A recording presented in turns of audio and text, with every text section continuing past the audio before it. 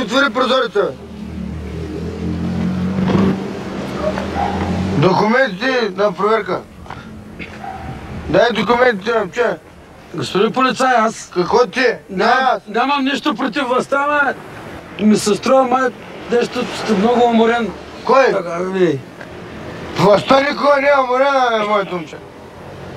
Нещото... Сержанта Павлов само. Да познаем так. Датно бе. Гергиев. Дай тогава. Дай документи, че умрях с тук. Не, търся ги, търся.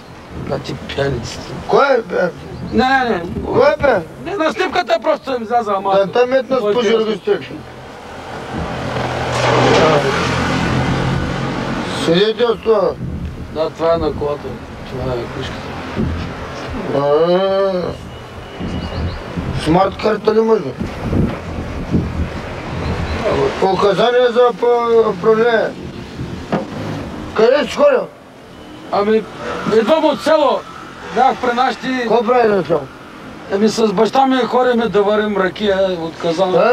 Знаете, студено е сега и това време се върви. Къде е ракията? Отзад в багажника. Къде багажника да проверя ракия?